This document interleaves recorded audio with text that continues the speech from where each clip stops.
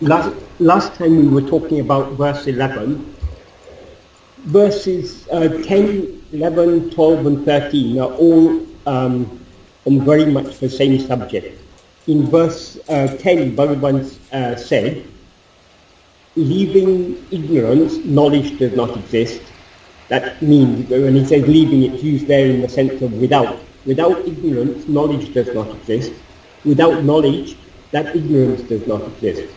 Only the knowledge that knows oneself, who is the first, as to whom are that knowledge and ignorance, is knowledge. Knowledge is there used in the sense of awareness. So only the awareness that knows oneself, who is the first to arise, that is oneself, to whom are that knowledge and ignorance. By investigating to whom are that knowledge and ignorance, is real knowledge. In verse 11 he says, without knowing oneself who knows, knowing other things is ignorance. Can it be, or is it knowledge? When one knows oneself, the support for knowledge and ignorance, knowledge and ignorance will cease. And now in verse 12, what he says is, there are actually four or actually 5 sentences in this verse. I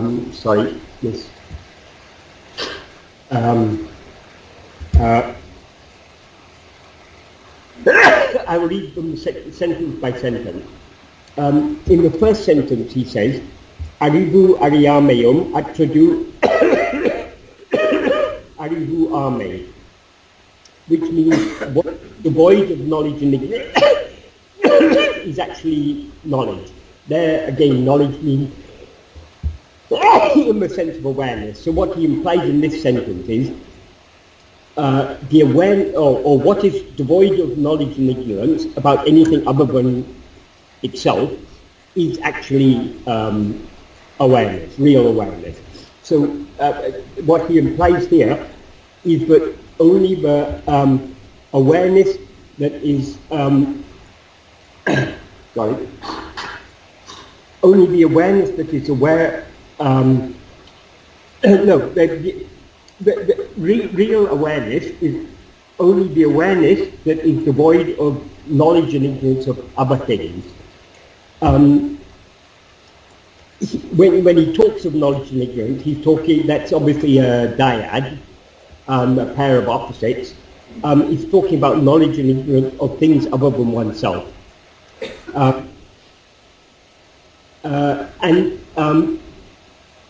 According to Bhagavan, real awareness has neither knowledge nor ignorance of any other thing, because real awareness alone actually exists. So in its view, there is no other thing either to know or to not know. So it is devoid of knowledge and ignorance. And to emphasize this point, in the Kaliwonga version, Bhagavan extended this sentence by adding the word aṟivaṛi, which is an intensified form of the adverb aṟa, which means completely, utterly, or entirely. So in its extended form, this sentence is aṟivu aṟiyāmaiyum aṭṛadu aṟivu vāmē. Aṟivaṛi there obviously qualifies actually, that which is devoid. So what is completely devoid of knowledge and ignorance is real awareness, is actually awareness. Then in the next sentence, he says, uڵḷadu uṇmai aṟivu āhādu. That means that which knows is not real knowledge or awareness. That which knows means that which knows things other than itself, namely the ego. The nature of the ego is, in sleep we don't know anything other than ourselves. All we are aware of in sleep is our own existence, I am. But as soon as we rise in either waking or dream, as this ego, we become aware of the appearance of other things. Bhagavan says that which is, he doesn't specify here, but what he implies here is that which knows anything other than itself is not real awareness. Bhagavan often distinguished between real awareness and the semblance of awareness. In Advaita philosophy, one term that is often used is chidabhasa. That is often translated in English as a reflection of awareness. But abhasa means more than just reflection. Reflection is rather a secondary meaning. Its basic meaning in this context is likeness. When we look in a mirror, we see our likeness there. That is our reflection. So in that sense it means reflection, but that's not the primary meaning. The primary meaning of abhasa, in chittabhasa, is a likeness or an appearance, particularly a false appearance. So chittabhasa is a term that refers to the ego or mind, and it means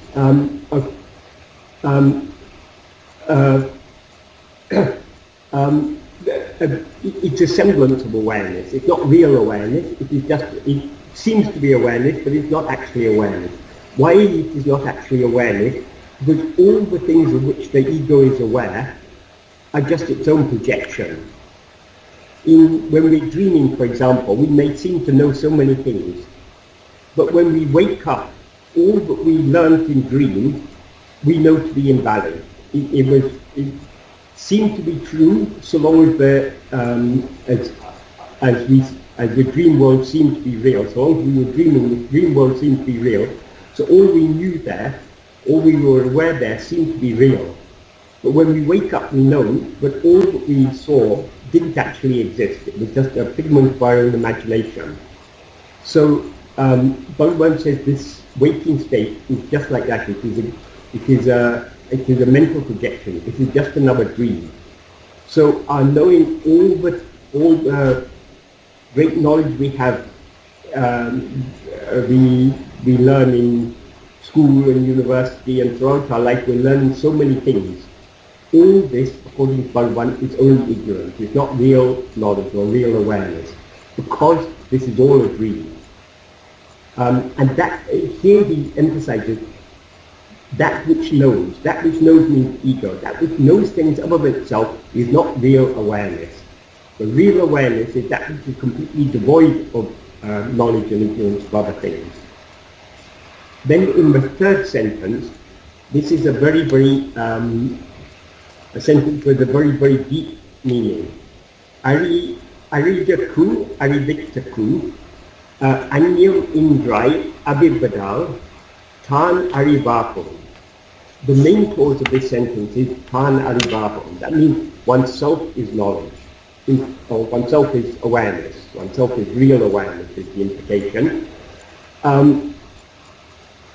Because the main subject is tān, we have to take that as the subject for the first clause, which is an adverbial clause of giving a reason, because. So because oneself, there oneself means one's real nature, because one's real nature shines without aṉṇiyam means anything other than itself. Without any other thing. Aṛivatāṛku literally means foreknowing, but in English it's more natural to say to know. But we can say foreknowing, since it shines without anything else for knowing or for causing to know. Aṛivittaṛku means for causing to know. Oneself is real awareness. There are several points here. The first point is, Bhagavan is emphasizing the non-existence of anything other than ourselves. Nothing other than ourselves actually exists. Though other things seem to exist, they are just an illusory appearance. Just like everything that we see in a dream is just an illusory appearance. Everything that we see in this in what now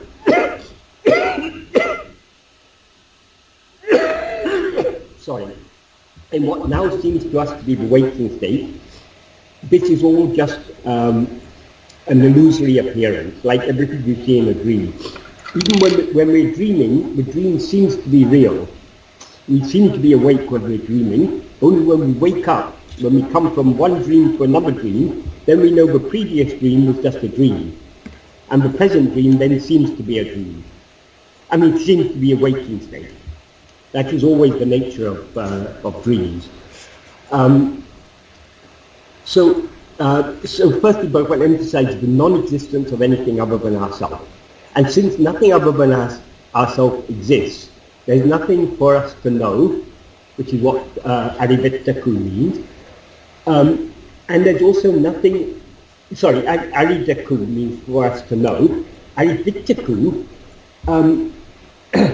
that is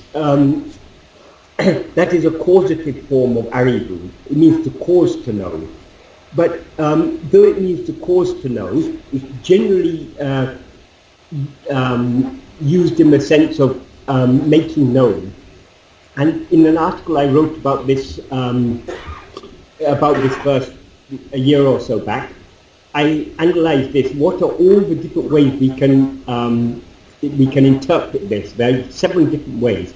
It means that our real nature is without another for oneself to make anything else known to oneself, without another for oneself to make oneself known to anything else, without another for oneself to make anything else known to anything else, without another for anything else to make anything else known to oneself, without another for anything else to make oneself known to anything else, without another for anything else to make anything else known to anything else, without another for anything else to make oneself known to oneself. That is, all these apply. There's absolutely nothing else to be made known in our real state. That is the truth. This is Bhagavan said very much a very similar thing in the verse 27 of Upadesh Undiyā, which is actually actually a bit more similar to the first sentence, but it's connected with this sentence also. In that verse he says, aṛivu aṟiyāmaiyum aṟivaṛi aṛivaḥum. That means only the awareness that is devoid of knowledge and ignorance is awareness. That implies real awareness. Uṇmai. This is the truth. This is the reality. This is real. This is what is real. That awareness alone is real. And then he says, in the final sentence, he says, aṛivaḍaṛku onjum uḻḷai. There's nothing to know. So that final sentence is similar to what he says here, but here he says it more comprehensively. So since there's nothing else for us to know, our real nature is real awareness. That's in sleep we seem to know nothing other than ourselves. But according to, and so we generally take sleep to be a state of ignorance. But according to Bhagavan, sleep is not a state of ignorance, it's a state of pure awareness. Knowing anything other than ourselves, that is ignorance. That is not pure awareness, not real awareness. And then in the next sentence, he says a very short thing, pāṛaṇ. Pāṛaṇ, we can take it as it is not a void, but since the subject of the previous sentence was tān, it's connected with that, so we can take it as one is not a void, oneself is not a void. Here the Tamil word pār means void, emptiness, dissolution, nothingness or non-existence. Bhagavan is referring here to a concept that is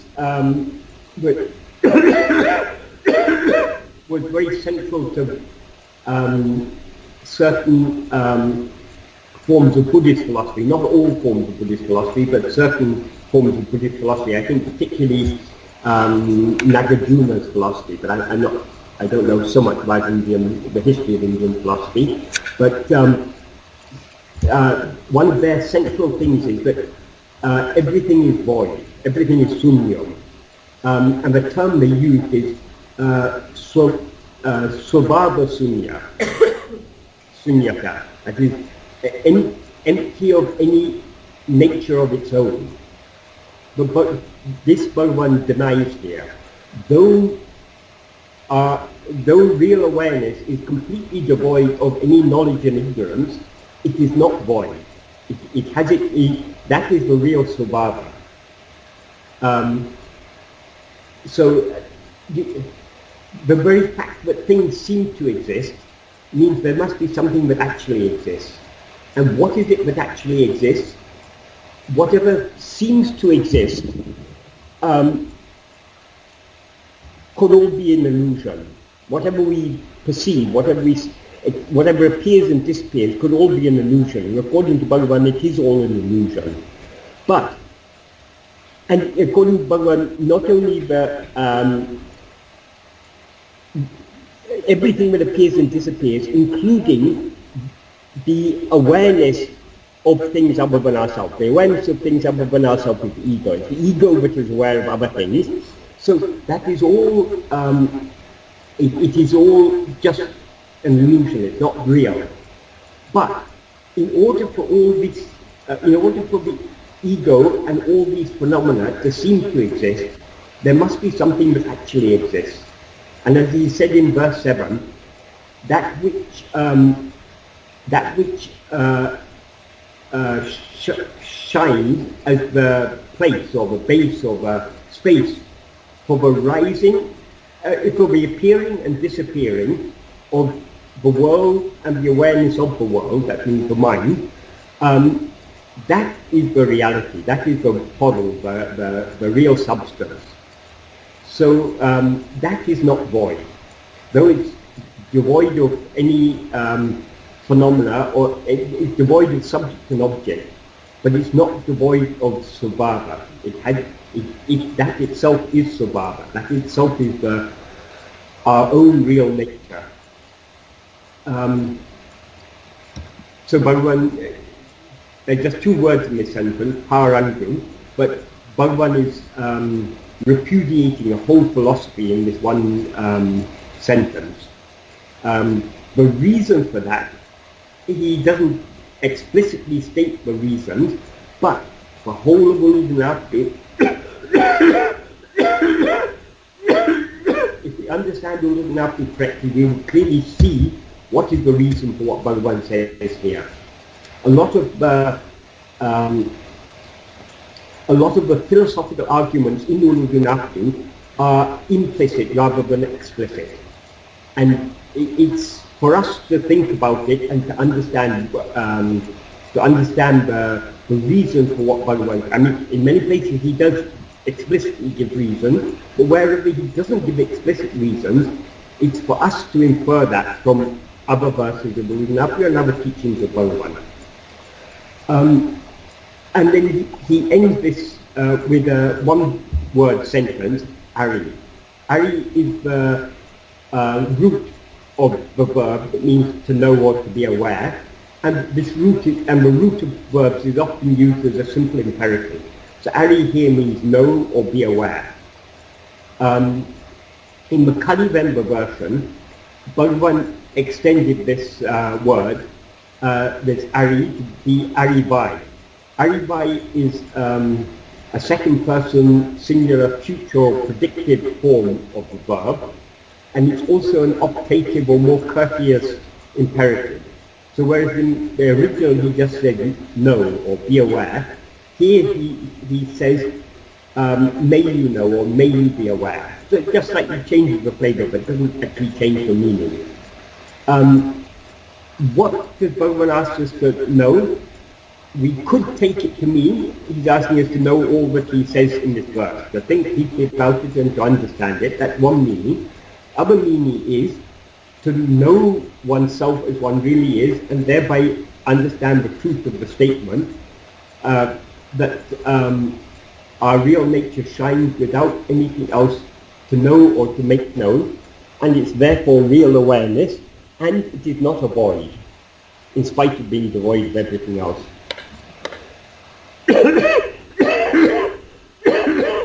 So this verse has a very, very deep meaning, well, almost all the verses of Uڵḷadu are very, very deep in meaning. There's a lot more to the verse than we'll see at first glance. In ancient days, a lot of the core philosophical principles were written in sutras. There are so many sutras. There's the Brahma Sutras. It's explaining the basic principles of Vedanta, and there's Yoga Sutras explaining basic principles of yoga, and so many other sutras were there. Uڵḷadu Nāṛpadu is the same, belongs to the same type of literature. Bhagavan is packing a lot of meaning into very, very simple aphorisms almost. He does give some reason, but so much meaning is packed in them. So Uڵḷadu Nāṛpadu is a text that the more we read it, the more we think about it, and most importantly, the more we put into practice the path that Bhagavan shows us in Uڵḷadu Nāṛpadu, the more clearly we'll understand it, and the more meaning we'll see in every verse, in every word in it.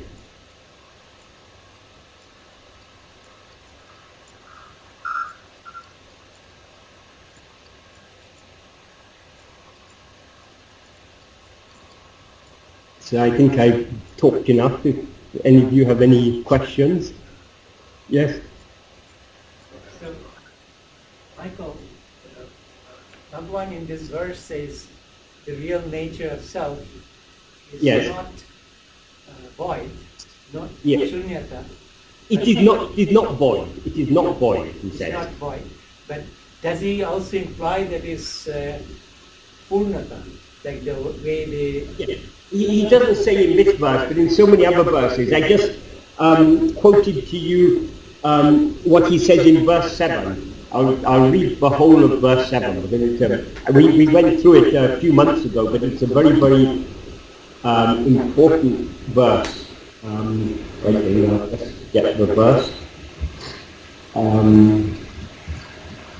Does he just declare it's a purnata, or does he...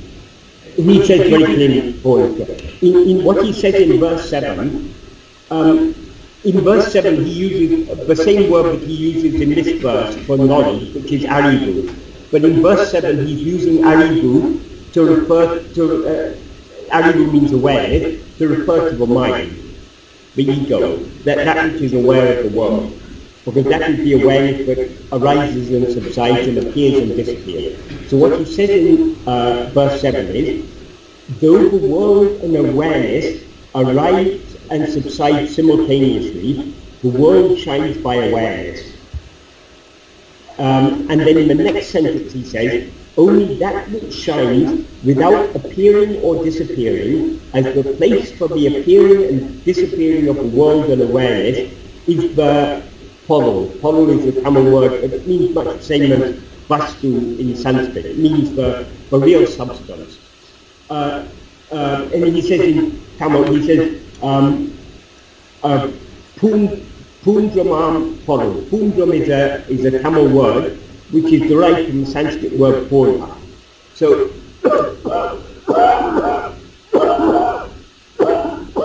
the real substance, the real vastu, is pūrna. He says very, very explicitly there. Because pūrna means the whole. It is the entirety. There is nothing other than that. That alone is real. Everything else is just a false appearance. But that false appearance, as he says in verse 13, which we'll be talking about next month, that false appearance, the awareness of many other things, couldn't exist without real awareness, just like all the many ornaments are unreal. What is real in the ornaments, the substance in the ornaments, is only gold. That alone is real, according to Bhagavan. So the gold is the substance of all ornaments. That pure awareness, the real awareness that we actually are, that is the substance of all that it seems to be. So it is the infinite whole. There's nothing outside of that. There's nothing independent of that. Whatever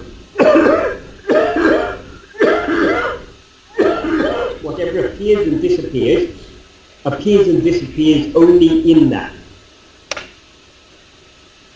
But it appears and disappears in whose view? Only in the view of the ego, which is itself one of the things that appears and disappears. It doesn't appear in the view of the real awareness. Because the real awareness is clearly aware of itself as I alone am.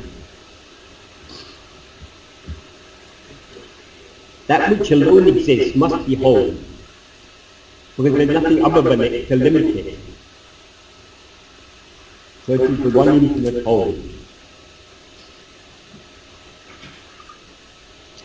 In a certain sense, the Buddhist philosophy, there's a lot of, it's been interpreted in different ways by different people, but we can give a correct, we can interpret it in a way that would be correct according to Bhagavan.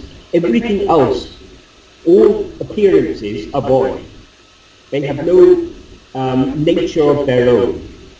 But the nature of all of them, the svabhava of all of them, is the one infinite whole.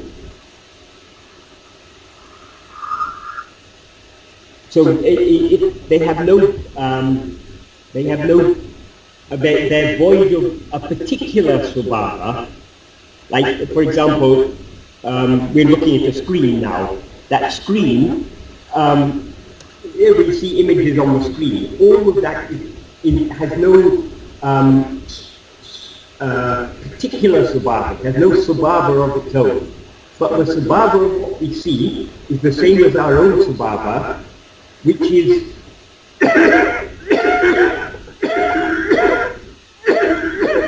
just pure awareness.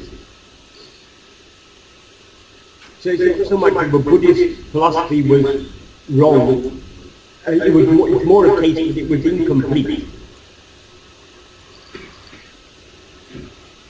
Or maybe the people who interpreted or wrote down Buddha's teachings got it wrong. That's also possible. I don't say, I'm talking now about Buddhist philosophy, not about what Buddha taught. Nobody actually knows what Buddha taught. Even the oldest Buddhist text, the Pali, the Tipitaka, as they call it in Pali, the three baskets, which means the three basic texts of Theravada Buddhism, they were all written a few hundred years after Buddha's lifetime.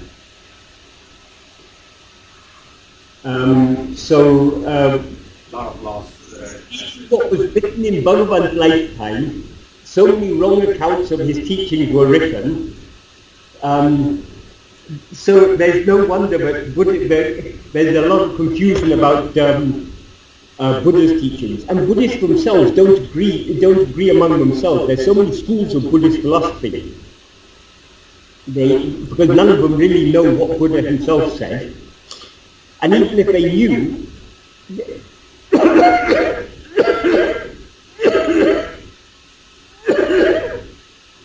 whatever is said in words, it's our mind that interprets the meaning of the words. When someone wrote a very wrong commentary on Uڵḷadu Nāṛpadu, actually not on Uڵḷadu Nāṛpadu, on a incorrect Sanskrit translation of Uڵḷadu Nāṛpadu, and it was published by the ashram in 1931, Lakshman Sharma said to Bhagavan, if you allow this to be published by your ashram, will not people in future think that you have approved this? Bhagavan just smiled and said, according to the purity of the antakarana means inner organ of mind, the same teaching reflects in different ways. If you think you can write a better commentary, you can write your own commentary. So Bhagavan knew what he said in words. It's going to be, each one of us can grasp it according to our capacity. That's why Bhagavan said the real teaching is not the word. The real teaching is only in silence. And that silence is always shining within us. And to the extent that we turn within to see the silence, now, the silence there means our real nature. the more the clarity will shine in our mind, the more clearly we'll be able to understand Bhagavan's words. So Bhagavan often said his real teaching is silent, but he also gave his teaching in words. It's not an either or. We don't have to choose between Bhagavan's silence and Bhagavan's word. Bhagavan's silence is what enables us to understand his word, and his words are pointing us always back within where we will find the silence. So the teaching in words supplements the teaching in silence. Why such a supplementation is necessary? Because our minds are outward turned.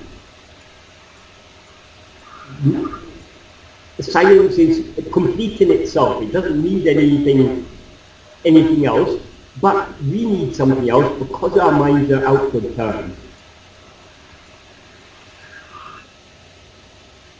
Is it a wrong interpretation of silence in different contexts?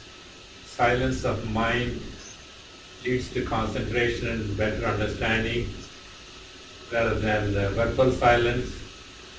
The silence Bhagavan is talking about is certainly not verbal silence. It is also not mental silence.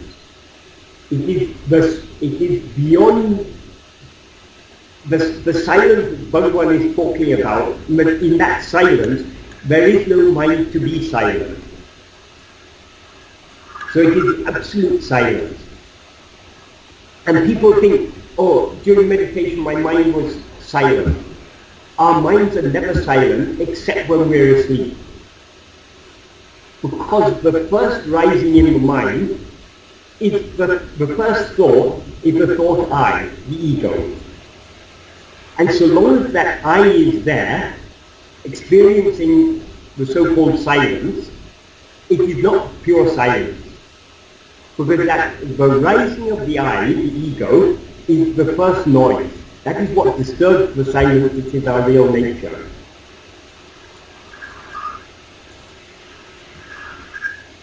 So the silence isn't to be found in a calm mind. The silence is to be found only when the mind is dissolved. And the mind is dissolved only when we turn within. So what we are seeking when we're following Bhagavan's path is not any temporary experience.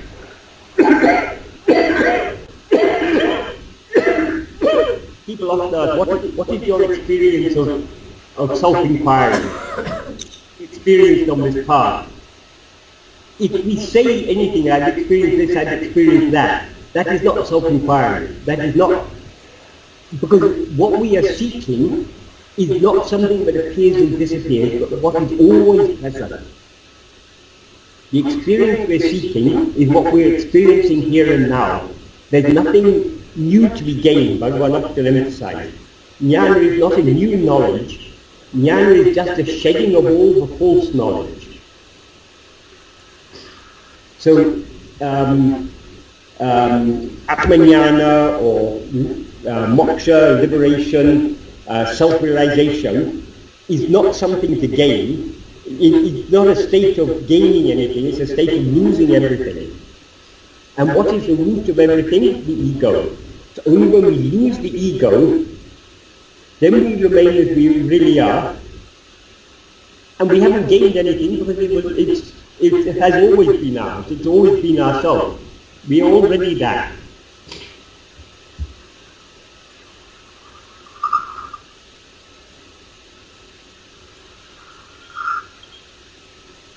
Michael,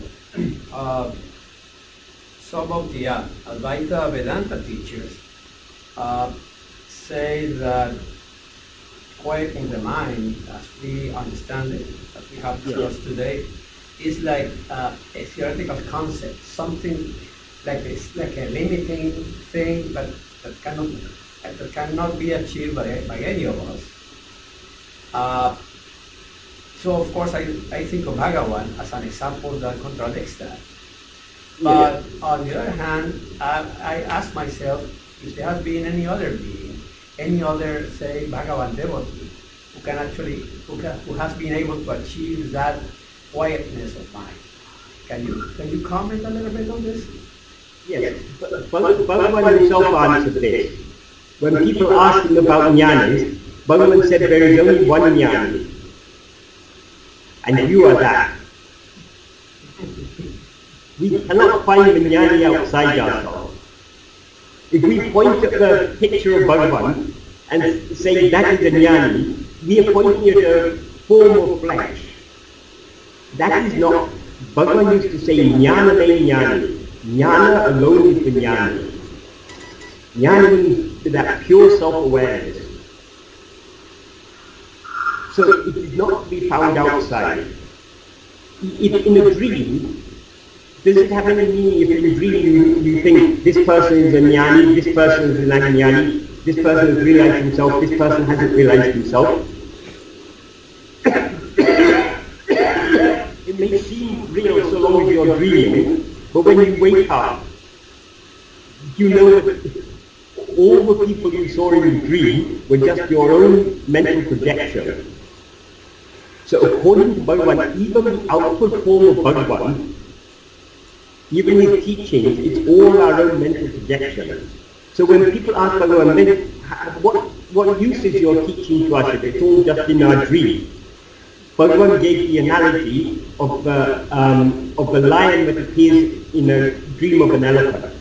There's a popular belief in India that elephants are so afraid of lions that if a lion appears in the dream of an elephant, the shock and fear will cause the elephant to wake up. So Bhagavan said the outward form of the Guru and his teachings are like the lion appearing in the dream of an elephant. They're unreal, but they turn the mind within and thereby bring about the real awakening. Thank you. I have forgotten something. But this thing about, nowadays you see, there are so many jnanis in the world.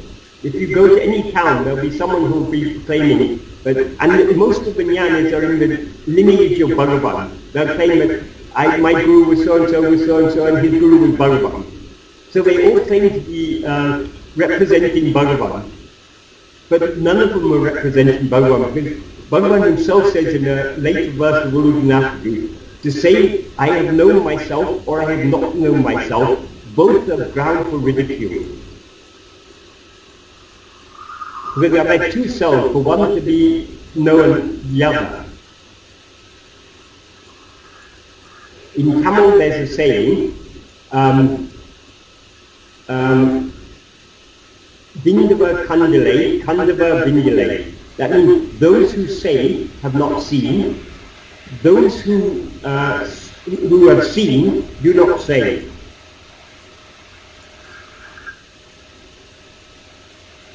But from a business perspective, being a jnani is very, very profitable. You can make a lot of money nowadays. You set yourself.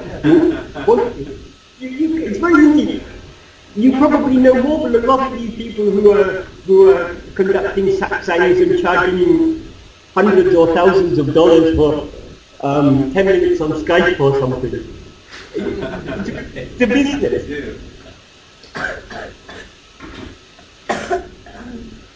Thank you, Mike. So this verse is... They're much wiser than us in business, but what they're lacking is the spiritual wisdom. Right. Sadhuam used to say a very nice thing. When people used to sometimes ask him, please come to our place and guide us, he used to say, who am I to guide anyone? When Bhagavan is there, if I rise up and say, I will guide you, that is, if we want to guide others, the proper way to guide them is to subside in our own heart. And he gave a nice analogy for that. In India, there's a popular story about when Alexander came to India. He had conquered so many countries, and eventually he conquered the land of King Puru in North India. And having defeated Puru, he he asked him, how do you want to be treated? And Puru said, you treat me as a king. So Alexander treated him with respect, and then he said, in your country, what is the most valuable thing in your country? And King Puru said, in the hills over there, there's a cave. And in that cave, there is an old man. He is the most valuable thing in this country. So Alexander was curious, so he wanted to go meet this man. So he called his generals and he said, we're going tomorrow to this hill. And then King Puru said to him, if you go with all your retinue, you'll be able to see him, but you won't be able to see his greatness. If you want to see his greatness, you should go alone. So Alexander set off with just a few people, and when he came to the foot of the hill, he told his soldiers to stay behind, and he walked up the hill to where the cave was. And he saw this old man sitting at the entrance of the cave, crouching in the entrance of the cave, and Alexander came before him and said, I am Alexander the Great, I have conquered half the world. Whatever you want, I'm ready to give you. And the old man just kept quiet. And again Alexander repeated, I'm the most richest and powerful man in the world. I can give you anything you want. You just ask me and I will give it. The old man kept quiet. The third time Alexander asked, he said, I could give you my whole kingdom if you ask for it. And the old man just waved his hand, indicating to Alexander to step aside. And then Alexander was puzzled, what is that? Then the old man said, I'm an old man.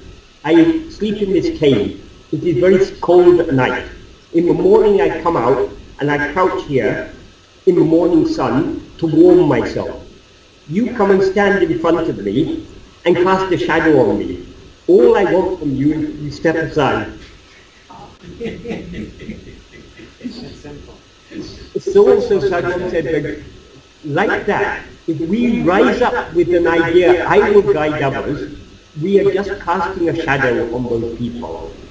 The real guidance comes from Bhagavan, who is shining in the heart of each one of us. You don't need any intermediary to come and tell us, I will guide you. In other words, the subsidence of the ego is the real spiritual teaching. It's the spiritual practice and the spiritual teaching.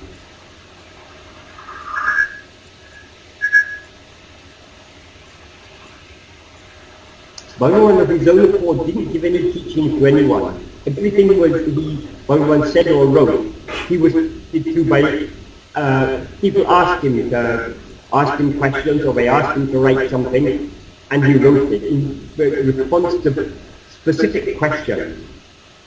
And once when Bhagavan was saying, I haven't written anything except without any prompting, then someone said, oh, but Bhagavan, of your own accord you sang Aranachashtakam. Bhagavan said, that wasn't of my own prompting. Just like you people are prompting me from outside, Aranacha was prompting me from within. Of my own accord, I haven't done anything. That is the real spiritual guidance, the non-rising of I.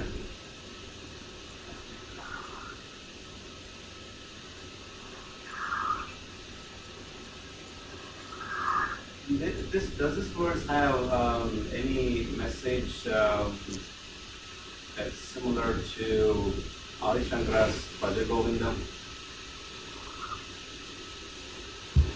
I'm not so familiar with Bhaja Govindam. I know I've got many years ago I read a translation of it, and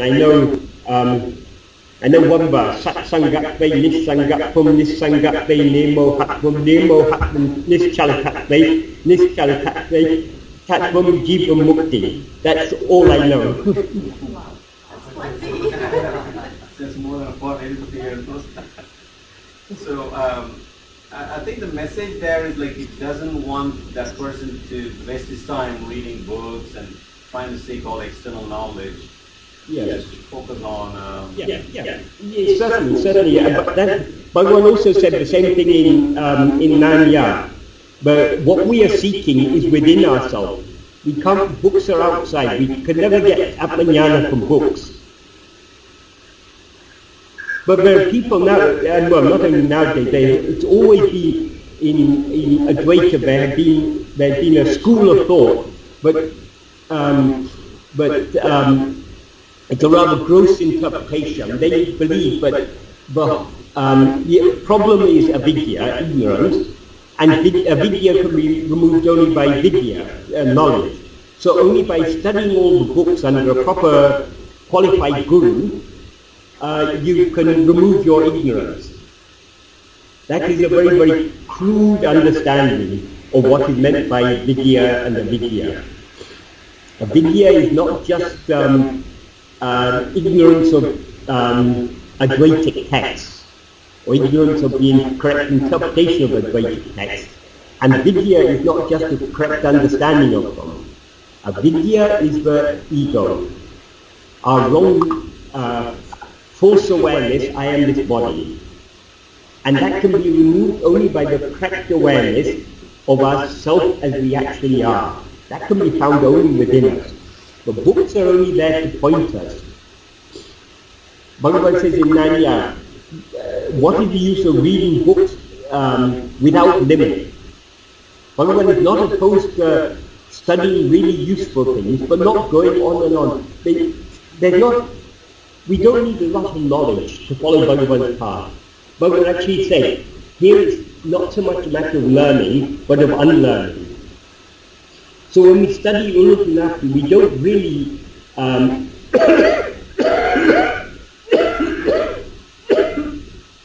we rather Uḷḷadu Nāṛpadu is rather a deconstruction of all our wrong ideas. Bhagavan is pointing out the fallacy of all our mistaken beliefs. Our first mistaken belief is I am this body, I am this person. And because we experience ourselves with this body, this whole world seems to be real. Bhagavan is in Uḷḷadu Nāṛpadu, Bhagavan shows us the fallacy of all these beliefs. So studying Uḷḷadu Nāṛpadu is a matter of not of learning but of unlearning. Michael, since we know that in the deep sleep we have subsidence of the ego, and we have explained a few times how that subsidence is temporary and doesn't kill the ego for good. Can you explain the subtlety again? I mean, just remind us. Okay, well, sleep is a perfect state. The problem with sleep appears only in waking. The problem with sleep is that we've come out of sleep. Sleep is perfect in itself, but somehow we've come out of sleep. That is the problem we now face. So, how to avoid coming out of sleep? Well, first we've got to find out who is it who has come out? Who am I who seems to have risen out of sleep? So only by investigating ourselves, and when we see what we actually are, we will find that we have never risen from sleep. We have always been as we actually are. Sleep is our eternal state, according to Bhagavan. Meaning the deep sleep, dreamless sleep. Because people want answers about sleep, it is said so many things are said in the older texts. It is said that in sleep, though the ego disappears, it's still the causal body remains. But for whom is the causal body? In sleep we don't experience any causal body. It's only an inference in the waking state that we say, oh, there must be something, there must be ego and all its vasanas must have been there in a seed form to sprout again. If that satisfies us, okay, that explanation is good, but according to Bhagavan, there's no ego at all in his sleep. It's only from the perspective of the ego in waking that the ego seems to have come out of sleep, And therefore we infer, oh, then it must have been there in the seed form in seed. But Bhagavan used to say, don't believe what you don't know. What we know is, now I've risen as this ego. I now seem to be this person. But we can, by analysing our experience, we can clearly see this is our present experience of ourselves is a mistaken experience. Because if we were really this body, we couldn't experience ourselves, we couldn't be aware of ourselves without being aware of the body. But in dream, for example, we are aware of ourselves, but we're not aware of this body, we're aware of some other body. So the experience, I am this body, is clearly an illusion. So who actually am I? What actually am I? That's what we need to investigate. If we investigate it, this ego will dissolve, and we will find there never was any such thing. The ego seems to exist in its own view, and it seems to exist only when it's looking outwards. If it looks back at itself, it will find there's no such thing.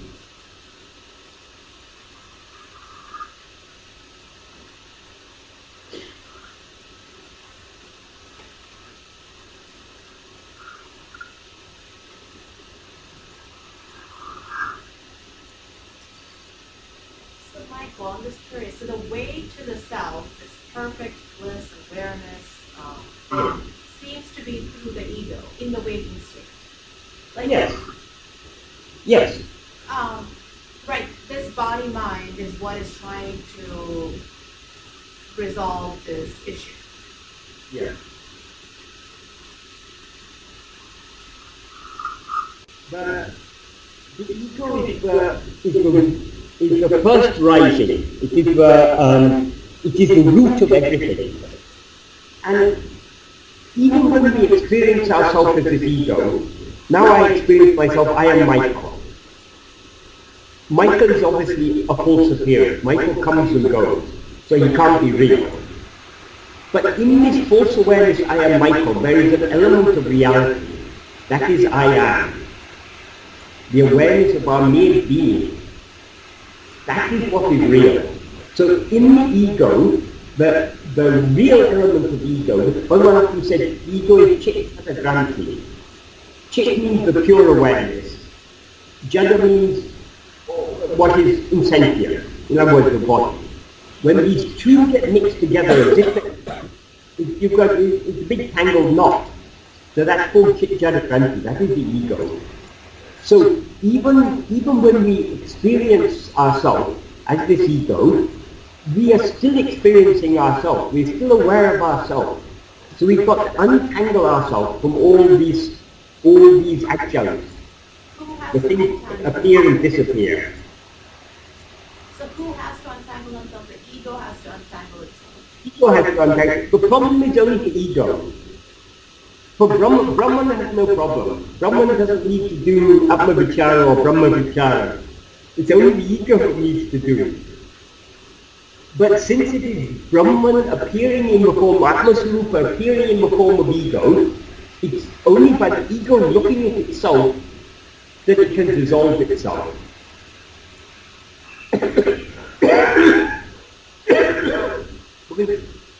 Michael, can life exist? Sorry, can I just finish one thing? A very, very simple analogy. You see a snake on the path. Everyone tells you it's not a snake, it's just a rope. But still you're afraid, because to you it looks like a snake. What's the way to overcome your fear? The only way is to look very, very carefully at that snake. When you look very carefully at the snake, you'll see that it's only a rope. So if we look very, very carefully at this ego, we'll see that it's only Brahman. So the ego is the ego is the only doorway to liberation. Though the ego is false as ego, it's got that crucial element of reality, which is the self-awareness. That is what we have to cling to. That self-awareness that's shining in us as I, that is Bhagavan. That is the real swarupa of Bhagavan. So that's a big a very difficult path actually, because when we say I am Michael, Michael is trying to get rid of Michael, trying to live only I am by itself, right? So it's not Michael who's trying to get rid of Michael. The ego who says I am Michael is trying to find out what it really is. Michael is just a phenomenon. Appears and disappears. Michael appears in waking and disappears in sleep. But who is it who has risen and said, I am Michael? It's not Michael we have to investigate. We have to investigate the I who says, I am Michael.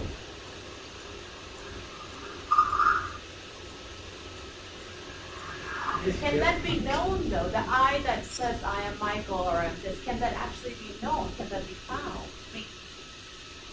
Well, no, you can't. But if you look for it, everyone says, taking out otum pitikot. That means if sought, it takes flight. We can never actually find the ego, but we can look for it. And if we look for it, you can never actually see the snake. So it looks to you like you're looking at the snake, but if you look at it carefully enough, if you want to see what type of snake it is it a grass snake or a rattlesnake or a cobra, if you look at it very carefully, see what type of snake is it, what type of snake will you find it to be? You won't find any snake at all, you'll just find a rope.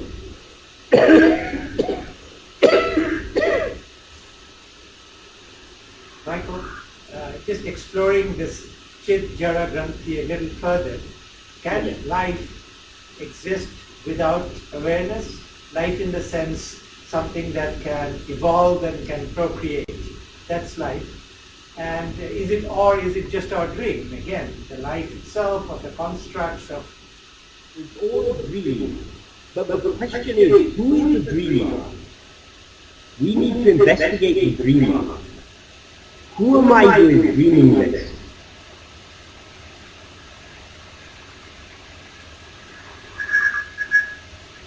The awareness is always there, but now the awareness is, the pure awareness is mixed with awareness of other things. What we need to experience is pure awareness, which is our real nature.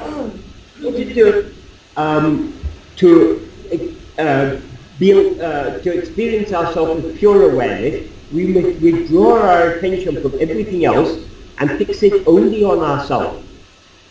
That is the path of Atma-vichara, self-investigation. And Michael, when Bhagavan was in his form, a lot of people were able to experience that in his presence, right? But through his glance or through his grace, I understand Bhagavan is ever present, he's here now as he was before being his name and form, but nonetheless, there were millions of people who came and saw the name and form of Bhagavan and experienced that withdrawal of attention, though temporarily. I understand they have to search themselves, but they were able to at least taste it, so they can kind of know what it is for them to even do it. Or when the Bhagavan was about to leave the body, and people were weeping and praying him not to leave, he said, "Where can I go? I am here." Bhagavan is always with us. Sadhguru used to say, people often used to say, "Oh, you were very fortunate, you were with Bhagavan, but we didn't have that fortune of seeing Bhagavan." Sadhguru used to say, those who didn't see Bhagavan are fortunate, because those who saw Bhagavan in name and form, there was a subtle maya. They took that name and form to be Bhagavan. For example, Sadhguru said, he used to compose songs. And if he came to Bhagavan and he sang his song in front of Bhagavan, he was happy, thinking Bhagavan has heard the song. But then he would reflect on himself, how foolish am I to think that Bhagavan hears the song only when I sing it in front of him. When he is always shining in me as I. This song, where did this song come from, if not from him? So long as came to the ashram in the mid-70s, at that time there were so many people who had been with Bhagavan, some of them for 30, 40, 50 years. There were a lot of very, very big egos there. And even among the old devotees, like Sadhuam was with Bhagavan only during the last 4 years. So there were old devotees who said, oh, who's Sadhuam? He was only a latecomer. As if the number of years we were with Bhagavan is what matters. Bhagavan said in one verse in Guru Kovai, just like the shadow at the foot of a lamp, there are those who spend their whole life at the feet of the Jnana Guru, but still their ignorance isn't removed.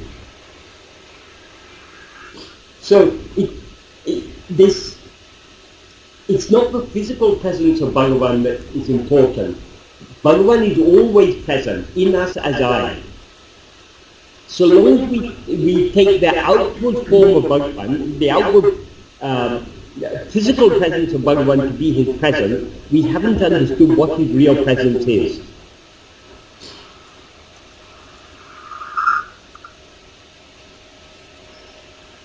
I'm sure you're correct in what you said. There were so many people who would have come to Bhagavan and would have attained the jnana. We wouldn't know anything about them, because they don't go advertising. There are some people who say, oh, I sat in front of Bhagavan for 5 minutes and I got enlightenment. Most people are the ones who didn't get enlightened. Those who really got enlightened won't say anything. So, in one verse, Murugan sang, because the ever unborn has taken birth, countless of the never dyings have died. The ever unborn is Bhagavan, because Bhagavan, that pure Parabrahman, has taken birth. Many of the never dying egos have died. So we don't know how many people have been swallowed by Bhagavan. But his work of swallowing us didn't stop on April 14th, 1950.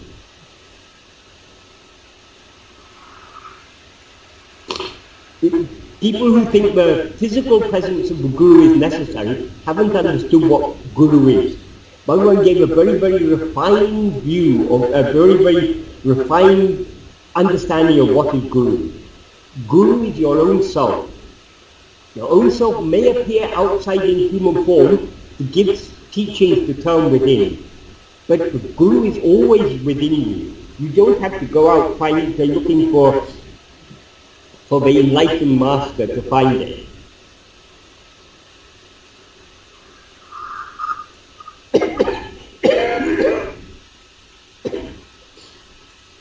So long as we're looking for it outside ourselves, we've missed the point of Bhagavan's teaching. So the whole point of Bhagavan's teaching is everything you're looking for is within you. You cannot find it outside. It is only within.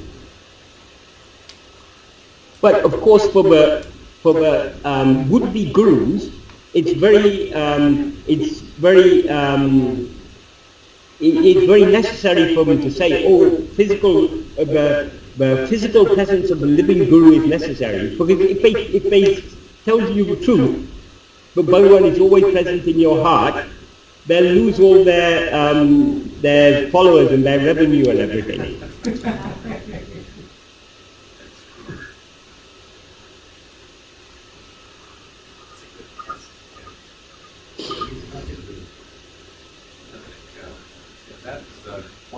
Very, very important point. Because quite often I get this question, the need for the physical presence of Bhagavan or someone else. I think we really explain it well. Thanks for it.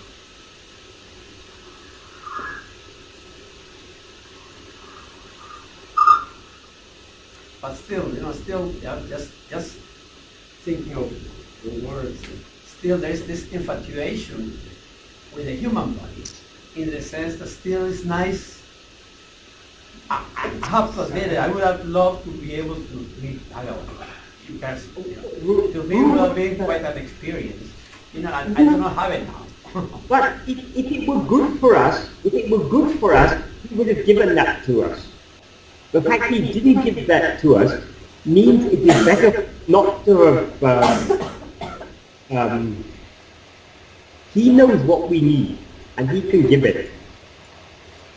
And he does give it. I think we should never feel that, thank you, we are not fortunate enough to be with you. We should never feel that. Very important. Actually, yeah, my mind tells me it's better not to have met Bhagavan in person because of this duality. That's what my mind tells me. But Exactly. my heart tells me otherwise. That mind is the culprit. It's the mind that is standing between you and Bhagavan. You are Bhagavan. But because of the rising of the mind, you seem to be separate from Bhagavan. You have that desire. Yeah. It's an art.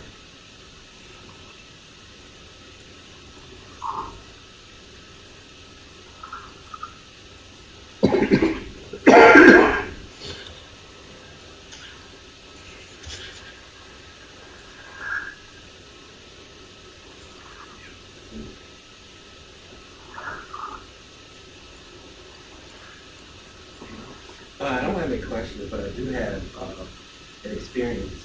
So this is my second time attending, and thank you for the distinction between I am and I am Stephen.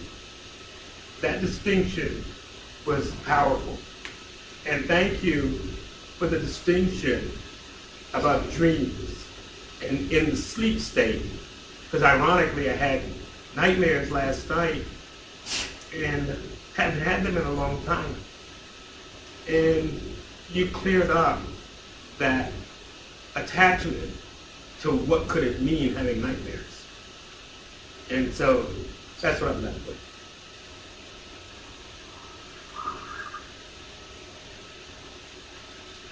Stephen is here just, what is this, second day? Yeah. So there was a lot in this, and there was a lot in yesterday. So I'm looking forward to a lot more. Right. So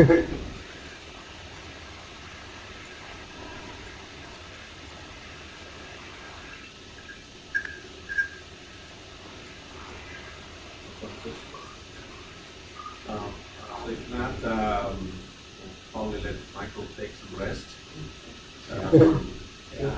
Thank you, Michael. I hope you feel better soon. And we'll meet again next month. Happy New Year. Yeah. Sometimes some illness is good for us. It reminds us of how foolish it is of us to take this body as ours. That's good. When everything is going smoothly and we forget. I think these troubles to body and troubles to materialism are needed. It's sort of an essential thing. All troubles are given by Bhagavan's grace for our own good. Right. That's right. Right. What did he say in our Shamanama, like, Sri Ramana Center, Sri Ramana Center. Yes. What does that mean? Oh, I'll let Michael translate. Yes. Oh, somebody asked, what does that mean? Sira means greatness. So, destroying my greatness. Sira, Nirvana making me Nirvana. Nirvana means, you know, Nirvana means extinguished, but it also means naked, making me naked. Give me the greatness of your grace. Sira can mean greatness, it can also mean clothing. So Sira, destroying my clothing, making me naked. Give me the clothing of your grace.